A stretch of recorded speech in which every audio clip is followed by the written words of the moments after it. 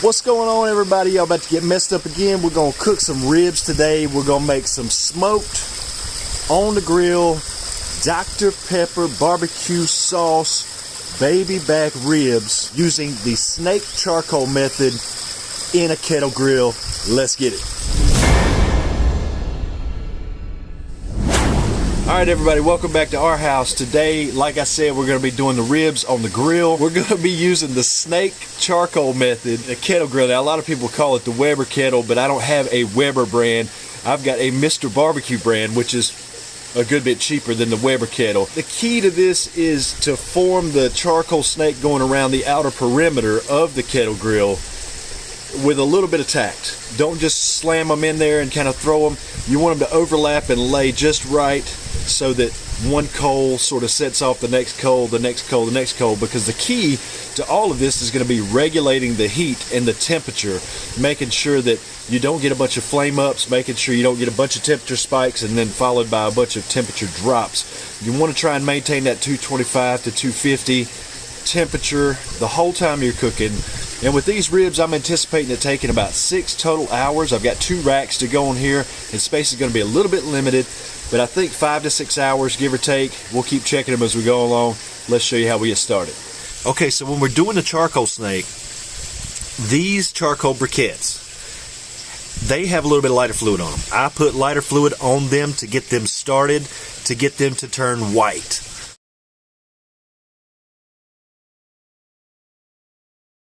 Now, I started them right in the middle because my snake is going to go around the perimeter of the grill out here.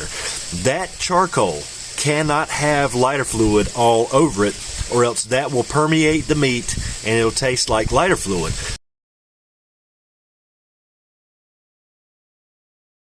As soon as they get ashed out, I'll start building my charcoal snake around the perimeter, and I'll move these over to here to the start of the line, along with dropping in a couple of wood chunks, which I have some wood chunks soaking in water right here. This is hickory, and then I'll place the wood chunks in the beginning of the snake. I don't necessarily need them on the back half of the snake because you're only going to get so much smoke in your meat, and the rest of it would just kind of be wasted. So I'll put a couple of chunks of hickory wood in the beginning of the snake, and we'll let that go around, and that'll create the smoke that you need to get into the meat, and we'll go from there.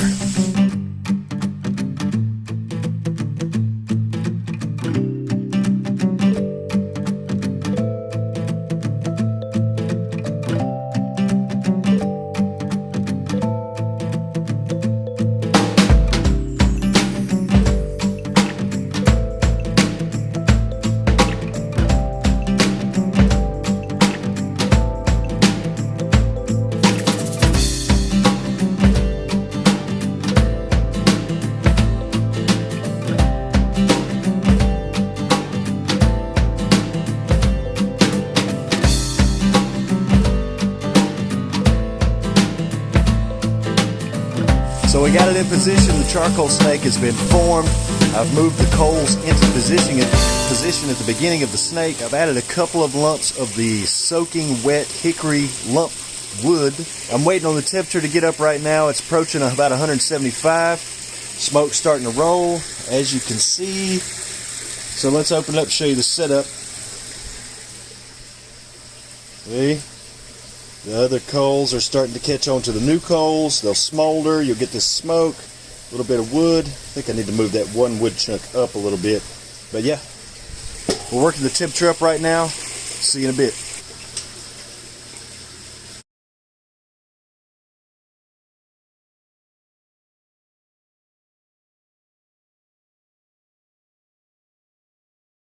Now, I've never really tried this before, full disclosure. So I'm hoping that this works out. I've watched a lot of YouTube videos on this. This video is nothing new. There's a ton of people that have done this. I've seen some fails and I've seen some real successes out of it. I've seen some people who really know what they're doing. So for me, I've done the charcoal snake before, but I've never done it with ribs. I've done it with some chicken breast, and I've done it with a turkey before. The turkey, I had a few issues, so I think I've refined those in this process. And I know a lot of people would say that underneath this you should put a drip tray. and put a little bit of hot water in that drip tray. That not only helps to collect any of the drippings that you could later use for some sort of stock or a gravy or whatever, but the main thing would be to get that evaporation of the water up into the meat to keep it moist. But I don't think I'm going to have any moisture issues here. I think I've marinated it really well for about 24 hours. And I think that is going to really help break down the connective tissue, keep it moist, make it really tender. You know, a lot of people enjoy smoking meat on the grill or the smoker because it gives you several hours to sit around and just be idle and not do too much except drink or nap or watch the game. Well, there's no games on right now. I don't really drink much. I just woke up, so it ain't time for a nap yet. And I've never really enjoyed just being idle while I'm trying to do something. I hate waiting. So the next, I don't know, like 5.5 hours, it's going to be brutal. It's going to be hard for me not to lift the lid and check out the ribs. All right, so they've been cooking uncovered on the grate for about 2 hours right now, give or take. My temperature got up a little higher, so I'm going to leave it a little bit short of the 2 hour mark. But it's time to pull them off. I'm going to get them on a cutting board, and I'll take them inside.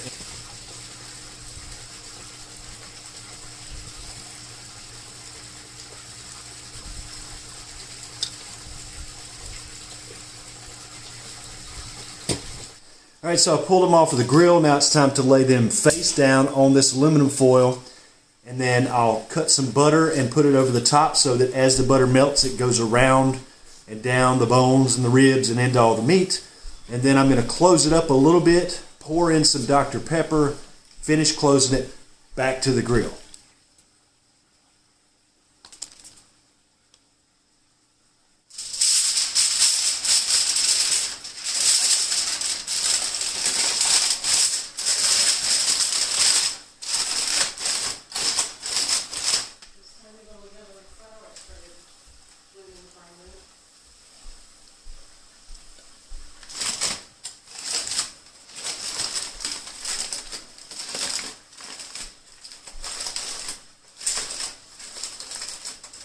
At this point, you've injected about as much smoke into it as you're going to get.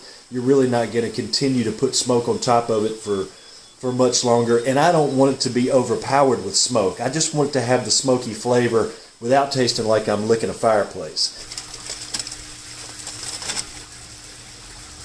Alright, so we've been going for a while. Now it's time to cut open the foil, remove the ribs from the foil, turn them back over bone side down on the grates, baste them with the barbecue sauce, and let them go for about another hour, I'm going to say. The temperature's been up to about 275 to 300, so I'm cooking it a little higher than most people would recommend at about 225 to 250. But that's okay, because as long as they get cooked and as long as they get tender and as long as you get the smoke and they're low and slow, they should turn out to be fall off the bone, beautiful ribs.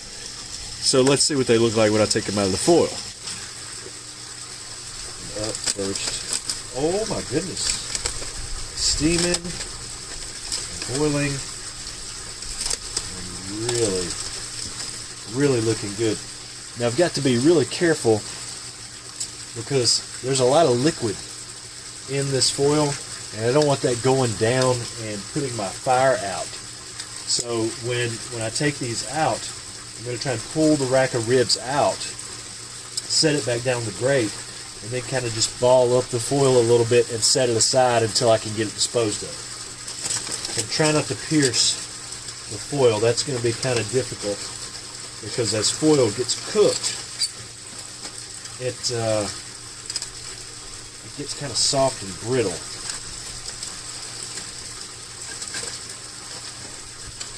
Set that off to the side real fast. Try and ball this up. And again, just set it off to the side here. The smell coming off of this is just incredible.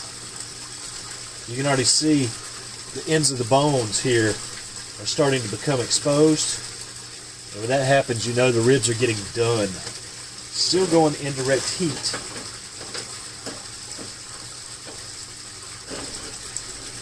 Since I got a little time on my hands while this is smoking, I'm going to go ahead and mix up the barbecue sauce. Now, for me, I'm not into the really hyper sweet barbecue sauces. I like mine to have a good mix of sweet and spicy. So I'm actually going to use sort of a Sweet Baby Ray's sweet and spicy barbecue sauce as a base. I'm going to add a good chunk of Dr. Pepper in there because really when that cooks and that gets heated, it's going to break down and you're going to get the spices in the Dr. Pepper and you're going to get the sugars out of the Dr. Pepper. And this one reason that I chose the Dr. Pepper is because I wanted that spicy bite that Dr. Pepper gives you. And then the last thing I'm going to add to it is I'm going to change it up a little bit, and I'm going to make the other half of my base out of Korean style barbecue sauce. I think that is really going to make it different.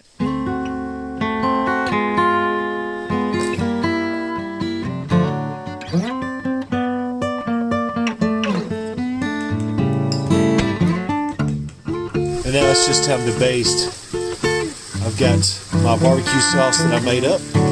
So we're just going to put this all over the top of these ribs, close the lid back down and let them go.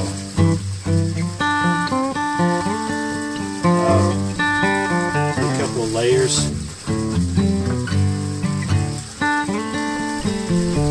A lot of the water that's in it will cook away, and I'll come back and I'll do another glaze on top of that. Just let it go.